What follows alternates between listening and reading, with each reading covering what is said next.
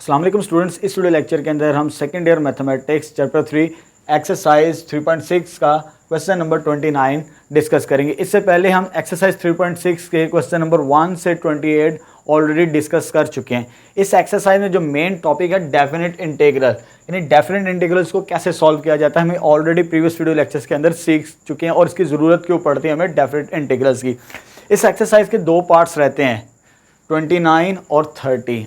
मैं जस्ट 29 को डिस्कस करूंगा। इससे रिलेटेड बिल्कुल सिमिलर पैटर्न को आपने फॉलो करना है। जैसे ही मैं ये सॉल्व करवाऊँ इस पार्ट को, आपने 30 को भी एज इट इज़ ही सॉल्व करना है। सिमिलर पार्ट से मैं एक ही पार्ट करवाऊंगा, क्वेश्चन नंबर 29। ठीक है, चलिए स्टार्ट करते हैं। हमारे पास जो डेफिनेट इंटीग्रल्स गिवन है यहाँ पर π/6 से π/2 cos over sine into 2 + sin x, ये p ओवर q की फॉर्म में फंक्शन है। मैंने आपको टेक्निक बताई, अगर सिंपल रैशनल यानी p ओवर q की फॉर्म में फंक्शन हो तो आप इसका डेरिवेटिव तलाश करें पहले, सबसे पहले पूरे फंक्शन का डिनोमिनेटर का।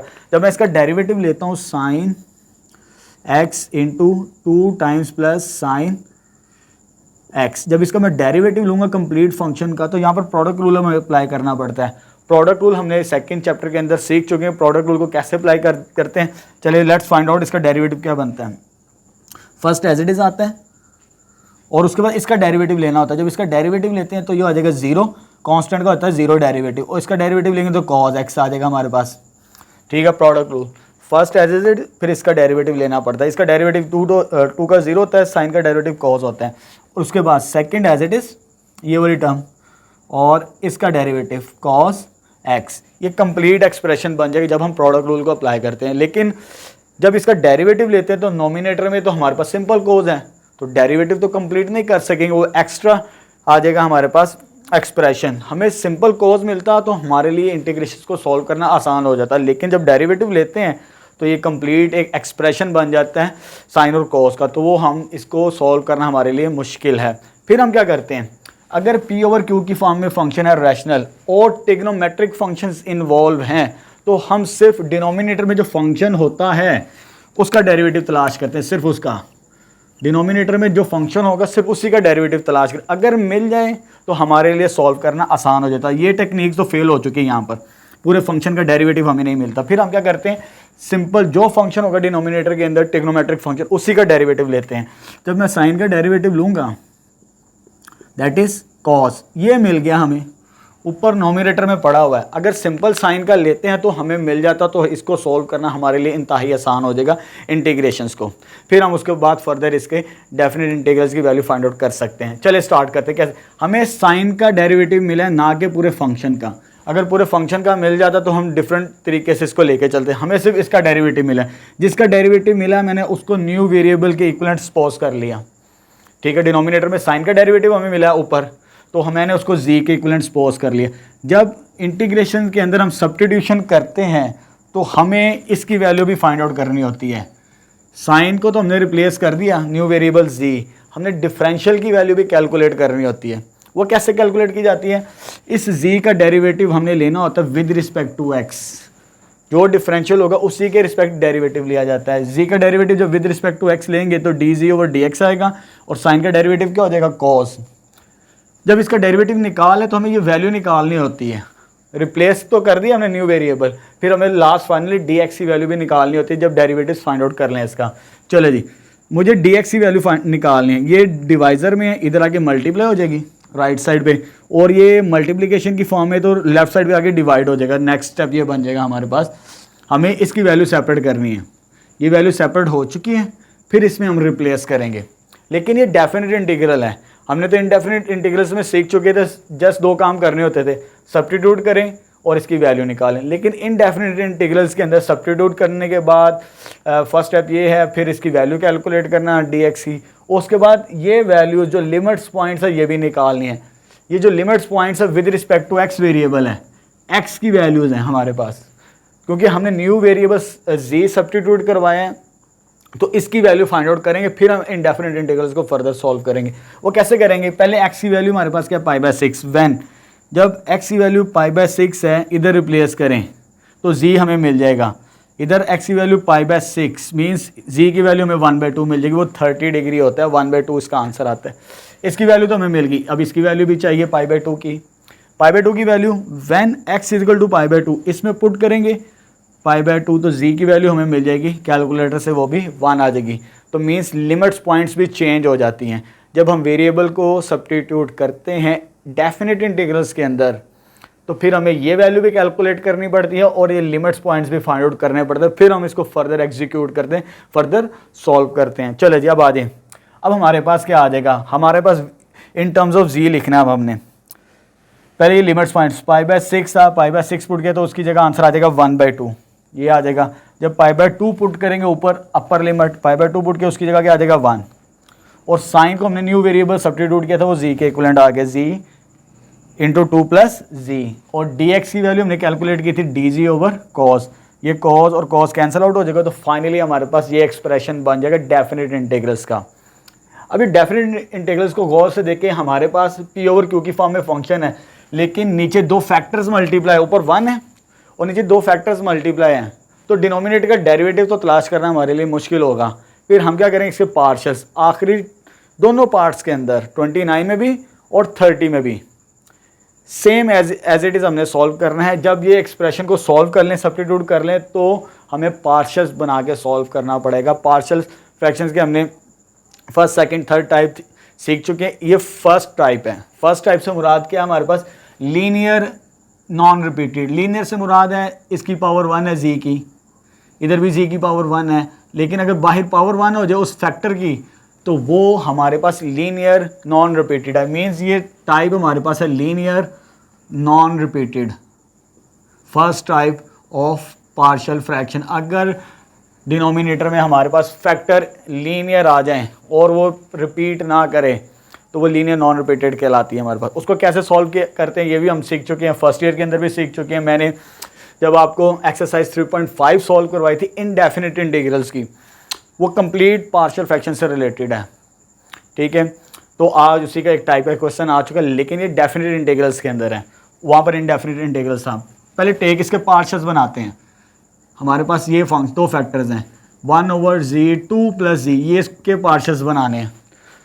इसके पार्शल्स बनाने हैं तो दो फैक्टर्स हैं हमारे पास, एक ये भी लीनियर है ये भी लीनियर है, ये आ जाएगा a/z, दूसरा आ जाएगा b/2 + z। सिंपल, इसे कह देंगे फर्स्ट इक्वेशन। सेकेंड स्टेप में क्या करते हैं, इन दोनों के साथ मल्टीप्लाई करते थे बोथ साइड, हर फैक्टर के साथ। जब मल्टीप्लाई करेंगे इधर तो 1 रह जाएगा, जब इसके साथ मल्टीप्लाई करेंगे तो z और z कैंसिल आउट हो जाएगा, तो ये मल्टीप्लाई होगा a के साथ, तो ये हमारे पास एक्सप्रेशन बन जाएगा। जब इसके साथ मल्टीप्लाई करेंगे इसको तो ये वाला फैक्टर कैंसिल आउट हो जाएगा और हमारे पास z को मल्टीप्लाई करेंगे b के साथ, तो ये second equation that is called identity equation. ये आइडेंटिटी इक्वेशंस कहलाती है पार्शियल फ्रैक्शंस के अंदर। जब आइडेंटिटी इक्वेशंस मिल जाए तो फिर हमने a और b की वैल्यू फाइंड आउट करनी होती है। ये भी हमें आइडिया पता है a और b की वैल्यू कैसे फाइंड आउट करते हैं, ये भी मैंने टेक्निक्स बताई हुई हैं।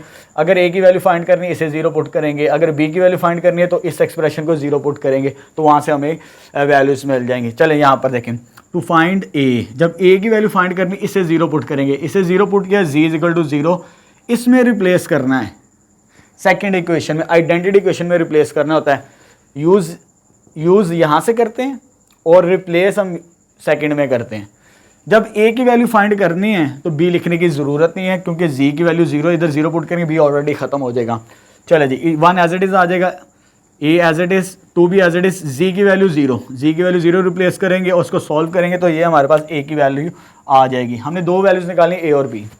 जब b की वैल्यू निकालनी है तो इसको 0 पुट करेंगे, टू फाइंड b 2 + z किसके इक्विवेलेंट पुट कर दिया 0, तो यहाँ से z की वैल्यू क्या मिल जाएगी हमें -2। इसको किस में रिप्लेस करना है, सेकंड इक्वेशन में, ठीक है। जब भी वैल्यूज फाइंड आउट करनी होती है सेकंड इक्वेशन आइडेंटिटी इक्वेशन में रिप्लेस करते हैं। चलो जी, जब b फाइंड करना है तो इस फैक्टर को लिखने की कोई ज़रूरत नहीं, डायरेक्ट ही b का लिखेंगे, क्योंकि ये 2 + z ये क्या है 0, तो हमें डिटेल में लिखने की ज़रूरत नहीं, डायरेक्ट ही हम लिख सकते हैं। एग्जामिनर को ये चीज़ का पता होता है। 1 एज इट इज़, ये तो हो गई 0, b एज इट इज़, और z की वैल्यू क्या है हमारे पास -2। जब इसको सॉल्व करेंगे तो b का आंसर आ जाएगा हमारे पास -2। a और b की वैल्यूज़ आ चुकी हैं, ठीक है, पार्शल्स बन चुके हैं, देयरफॉर 1 बिकम्स, a की वैल्यू 1/2 इधर पुट करें और b की वैल्यू -1/2। जब इधर रिप्लेस करेंगे तो ये पार्शल्स बन जाएंगे हमारे पास। ये हमने जो चूज़ किया था स्टार्टिंग के अंदर। अभी इसके इंटीग्रेशंस करने हमने आगे, लेकिन थोड़ा सॉल्व कर लेते हैं। 2 डिवाइड है, नीचे आके मल्टीप्लाई हो जाएगा इसके साथ, ये भी 2 डिवाइड इधर आके मल्टीप्लाई हो जाएगा, प्लस माइनस माइनस हो जाएगा, तो ये पार्शल्स बन चुके हैं। यहाँ पर हमारे पास कंप्लीट इस एक्सप्रेशंस के हमने पार्शल्स बनाए। जब पार्शल्स बना लें उसके बाद हमने क्या करनी, इंटीग्रेशन विद लिमिट्स 1/2 से 1 तक, integrating with respect to z, variable z है, विद लिमिट्स, लिमिट्स हमारे पास है 1/2 से 2 1, ये लिमिट्स हैं, इसे मार्क कर लीजिएगा। साथ ही हमारी लिमिट्स भी साथ साथ अप्लाई करनी है हमने। ये इंटीग्रेशन का साइन आ गया और लिमिट्स 1/2 से 1 आ जाएगी इस एक्सप्रेशन के ऊपर। राइट साइड पे ये 1/2 कांस्टेंट है, वो बाहर आएगा, और 1/z पर अप्लाई करेंगे इंटीग्रेशन 1/z, और लिमिट्स पॉइंट्स भी साथ आ जाएंगे। ये अब लोअर लिमिट और ये अपर लिमिट जैसे लिखी है वैसे ही हमने लिखनी है, ये आ जाएगी। और -1/2 ये भी कोफिशिएंट है, ये भी बाहर आ जाएगा हमारे पास, तो अंदर क्या रहेगा 1/2 प्लस z, और साथ में लिमिट्स पॉइंट्स। यानी इस एक्सप्रेशन के ऊपर मैंने integration with respect to z with limits points represent किया है, लिखा है, अप्लाई किए इंटीग्रेशंस। अभी सॉल्व करनी है हमने। चले जी, ये स्टार्टिंग में हमने इसे आई का नाम दिया था ताकि हमारे लिए स्पेस बचे, इसको पूरे एक्सप्रेशन को आई का नाम दिया तो वो आई आ जाएगा हमारे पास, ठीक है। अब यहाँ पर 1/z है, 1/z हो जाए, 1/x हो जाए, 1/y हो जाए। अगर integration with respect to z है तो इसका आंसर भी नेचुरल लॉग ऑफ z है। इसका तो हमें पता होता है कि इसका आंसर, इसकी इंटीग्रेशन होती है नेचुरल लॉग ऑफ x, लेकिन वो विद रिस्पेक्ट टू x होती है। अगर विद रिस्पेक्ट टू z हो तब भी ये नेचुरल लॉग ऑफ z होगा, जब विद रिस्पेक्ट टू y हो तब भी वो नेचुरल लॉग ऑफ y, उसकी इंटीग्रेशन, यानी इनकी इंटीग्रेशंस करेंगे, ये विद रिस्पेक्ट टू z, ये विद रिस्पेक्ट टू x और ये विद रिस्पेक्ट टू y, तो वही एक्सप्रेशन बनते का। मीन्स हमें ये मालूम है इसका नेचुरल लॉग x का डेरिवेटिव वो होता है ये, इसकी इंटीग्रेशन करेंगे तो ये बनती है हमारे पास। ये हम ऑलरेडी सीख चुके हैं ये कैसे बनता है, ये नहीं बताऊंगा, ये आ जाएगा ये इसकी इंटीग्रेशन नेचुरल लॉग ऑफ। अब यहाँ पर हमारे पास 2 + z है, 2 + z p/q की फॉर्म में फंक्शन है। जब भी p/q की फॉर्म में फंक्शन होता है हमारे पास, तो मैं आपको कहता हूँ डिनोमिनेटर का डेरिवेटिव चेक करें। जब डिनोमिनेटर का डेरिवेटिव लेते हैं 2 का हो जाएगा 0, 2 + z का डेरिवेटिव ये होता है 0 + 1, विद रिस्पेक्ट टू z लेना तो आंसर क्या आ जाएगा 1। जब 2 + z का डेरिवेटिव लेते हैं वो 1, वो ऊपर पड़ा हुआ है। अगर डिनोमिनेटर में का डेरिवेटिव लें और ऊपर पड़ा हो उस फंक्शन का नेचुरल लॉग लिया जाता है। जैसे z का derivative with respect to z वो 1 होता है, ऊपर पड़ा हुआ है तो इसका नेचुरल लॉग लेंगे हम, वो ये आ जाएगा हमारे पास, ठीक है। और इसी तरह इसका डेरिवेटिव ऊपर पड़ा हुआ है, जब ऊपर पड़ा हो तो उसका क्या लेते हैं हम, नेचुरल लॉग ले लेते हैं। दोनों पे सिंपल है, दोनों का ही नेचुरल लॉग, उसका डेरिवेटिव भी 1 बनता है और उसका डेरिवेटिव भी 1 बनता है नोमिनेटर के अंदर। तो फिर डिनोमिनेटर वाले फंक्शन का क्या करते हैं हम, नेचुरल लॉग ले लेते हैं, तो फिर इंटीग्रेशंस कंप्लीट हो जाती है हमारे पास उस फंक्शन की। इंटीग्रेशंस तो कंप्लीट हो चुकी, उसके बाद लिमिट्स भी थी, लिमिट्स राइट साइड भी आ जाती है वर्टिकल बार की शेप के अंदर, लिमिट्स अप्लाई करनी है। लिमिट्स का मैंने बताया हुआ है, अगर इसको सॉल्व कर ले, उसकी इंटीग्रेशन आ जाए, फिर हम क्या करते हैं अपर लिमिट माइनस लोअर लिमिट, अपर लिमिट माइनस लोअर लिमिट। अब 1/2 तो बाहर आ जाएगा, अब इसमें पुट करना है अपर लिमिट, इस z की जगह z आ जाएगा नेचुरल लॉग ऑफ 1, पहले z की जगह 1 पुट करें, माइनस लोअर लिमिट क्या 1/2, इस z की जगह 1/2 पुट करेंगे, ये आ जाएगी अपर लिमिट और ये आ जाएगी लोअर लिमिट। अपर लिमिट माइनस लोअर लिमिट, जहाँ पर वेरिएबल z है उसकी जगह हम ये रिप्लेस कर दिया, ये चीज़ आ जाएगी।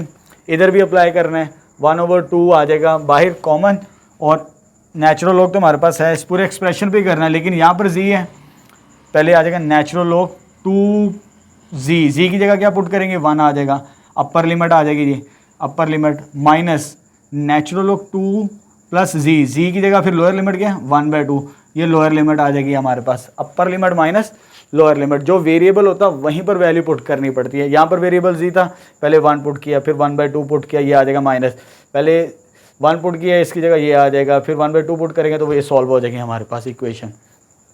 फर्दर सॉल्व करते हैं इसको,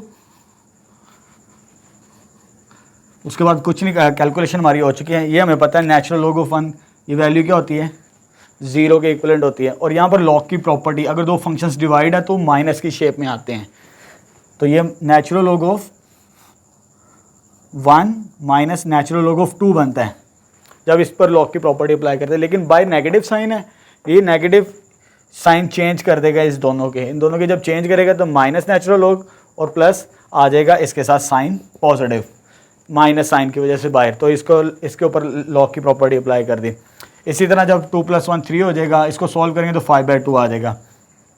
अगेन नेचुरल लॉग ऑफ 1 आइए 0 आ जाएगा, तो इधर बचेगा नेचुरल लॉग ऑफ 2 बच जाएगा 1/2 साथ मल्टीपल की फॉर्म में। इधर लॉग की प्रॉपर्टी माइनस है, डिवीजन की फॉर्म में आ जाएगी, यहाँ पर भी लॉग है यहाँ पर भी लॉग है, लेकिन दरम्यान में माइनस का साइन है तो डिवीजन की फॉर्म में आ जाएगी। 2 ऊपर आगे मल्टीप्लाई हो जाएगा तो ये एक्सप्रेशन बन जाएगा हमारे पास। फिर आगे फर्दर सॉल्व कर दे, मेरे पास स्पेस नहीं थी, इसको तो मैंने सिंप्लीफाई कर लिया। 2 डिवाइजर में ऊपर आगे मल्टीप्लाई, इन दोनों में से 1/2 कॉमन आता है। 1/2 जब कॉमन लेंगे हम तो अंदर क्या रह जाएगा, natural log of 2 minus natural log of 6/5। तो लॉग की प्रॉपर्टी हमारे पास क्या कहती है, natural log of 2 divided by 6/5, अगर माइनस हो तो वो डिवाइज़र की फॉर्म में आती है हमारे पास। फर्दर सॉल्व करते हैं, ये 5 डिवाइड है ऊपर आगे मल्टीप्लाई, लेकिन ये इसके साथ 3 के साथ हो जाएगा कैंसिल, 2 और 6 कैंसिल हो जाएगा, इधर बच जाएगा 3, ये 5 ऊपर आगे मल्टीप्लाई, तो फाइनल आंसर आ जाएगा 1/2 natural log of 5/3। Part 29 question number 29 का ये फाइनल सोल्यूशन मिलेगा बिल्कुल एज इट इज़। आपने इसका सेकंड मीन्स 30 क्वेश्चन करना है, बिल्कुल एज इट इज़ सॉल्व करना है। बिल्कुल उधर हमारे पास डिनोमिनेटर में कॉस फंक्शन है और नोमिनेटर में साइन फंक्शन है, इसी मेथड को फॉलो करना है। पार्शियल्स भी बनेंगे और इंटीग्रेशंस करने के बाद आपने उसकी डेफिनेट इंटीग्रल्स की वैल्यू फाइंड आउट करनी है। 30 क्वेश्चन आपने खुद सॉल्व करना है बिल्कुल एज इट इज़ मेथड को फॉलो करते हुए। क्वेश्चन नंबर 29 के अंदर वेरी इंपॉर्टेंट क्वेश्चन एक्सरसाइज 3.6 का, तो यहाँ पर हमारी एक्सरसाइज 3.6 फाइनली कंप्लीट हो चुकी है। इंशाल्लाह नेक्स्ट वीडियो लेक्चर्स के अंदर हम अगेन डेफिनेट इंटीग्रल्स की एप्लीकेशंस मीन एरिया कैसे फाइंड आउट करेंगे, ये भी मैंने आपको बताया था। डेफिनेट इंटीग्रल्स बेसिकली हमें एरिया देता है इर्रेगुलर शेप्स का, इर्रेगुलर शेप्स आ जाएं अगर हमारे पास, उनका एरिया कैसे फाइंड आउट करते हैं। इंशाल्लाह वो नेक्स्ट वीडियो लेक्चर्स के अंदर हम सीखेंगे। आज के लिए इतना ही।